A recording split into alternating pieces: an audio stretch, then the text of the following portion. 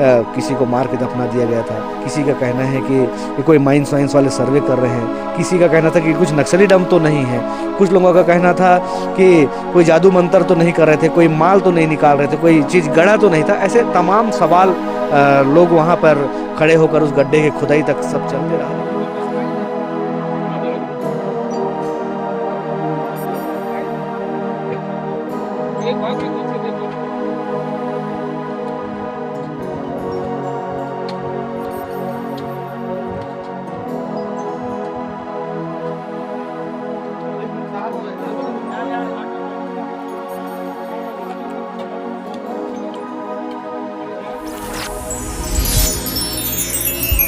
जय जोहार, मैं महंत पवार, आप देख रहे हैं वनांचल दर्पण।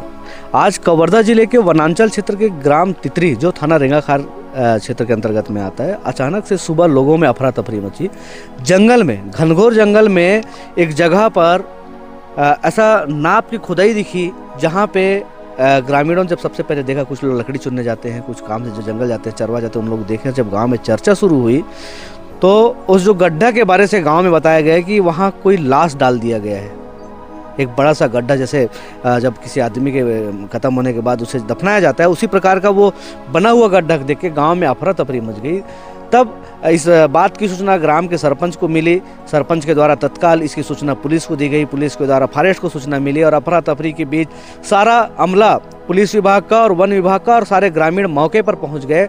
मौके पर जाने के बाद देखे कि जंगल के बीचों बीच एक मकबरा टाइप का, जैसे इंसानों को दफनाया जाता है उस प्रकार से खुदाई करके कुछ ऊपर मिट्टी रखी हुई थी। उसके सूचना जब सबको मिली है, जब वहाँ पे पहुँचे तो निश्चित रूप से एक डरावना था कि उस गड्ढे में क्या है, लाश है या किसी चीज़ को डंप किया गया है या कुछ वन क्षेत्र से कुछ निकाला गया है, क्योंकि यह मामला ना ग्रामीणों को पता था, ना वन विभाग को पता था, ना पुलिस विभाग को पता था। उसके बाद ग्रामीणों के मदद से थाना प्रभारी रेंगाखार के द्वारा गड्ढा को धीरे से साफ कर उसको मिट्टी को हटवाया गया। लगभग 4 फीट तक उस मिट्टी को हटाया गया। तब देखा गया कि मिट्टी पूरा निकालने के बाद उस गड्ढे में कुछ नहीं था। खोदे पहाड़ निकली चुहिया की स्थिति बनी वहाँ पर। लेकिन सवाल ये बनता है कि इस वन क्षेत्र के अंदर में जाकर किसने गड्ढा किया, क्यों किया, यह एक बड़ा सवाल है। ऐसे भी इस वनांचल क्षेत्र में पिछले साल भी भारत सरकार की कुछ गाड़ियां घूम रही थी। बताया जा रहा था कि ये खनिज विभाग गाड़ी है, कुछ टेस्टिंग करने वाले हैं, सर्वे करने वाले हैं। ग्राम बमनी में लगभग 2 महीने से इसी प्रकार से सर्वे चला, जिसके संबंध में मैं खुद मौखिक रूप से एसडीएम साहब को इसकी शिकायत किया, पुलिस विभाग को शिकायत किया कि ये कौन है, बिना पूछे बिना परमिशन। क्योंकि मैं इस संबंध में वन विभाग से भी बात किया था, मैं तहसीलदार से बात किया था कि ये कौन है, क्या टेस्ट कर रहे हैं, क्या सर्वे कर रहे हैं, कुछ तो इनके पास होगा। तो खनिज विभाग से भी इस संबंध में मैंने जानकारी लिया कि भाई खनिज विभाग को कोई सूचना होगी कि कोई यहाँ पे खुदाई वगैरह चल रही है, तो कौन खोद रहा है, क्यों खोद रहा है, क्या सर्वे कर रहे हैं। तो किसी के पास जानकारी नहीं थी। जब पूछना शुरू किए तो विभाग वाले सारे लोग चले गए। फिर से पता चला है, जब पड़ताल किया गया इसका, तो कल परसों से कुछ गाड़ियाँ फिर से सर्वे के लिए घूम रही हैं। और जो मामला आज जो हुआ है, जंगल के अंदर हुआ है, वहाँ तक जाने के लिए सड़क नहीं थी। यह बड़ा सवाल है। मतलब ये समझ लीजिए कि जंगल के अंदर से देख सकते हैं इस प्रकार से जो रास्ता जो बना हुआ है, ऐसे रास्तों से गए थे जिसको आसपास के लोग आके देखे वहाँ पे।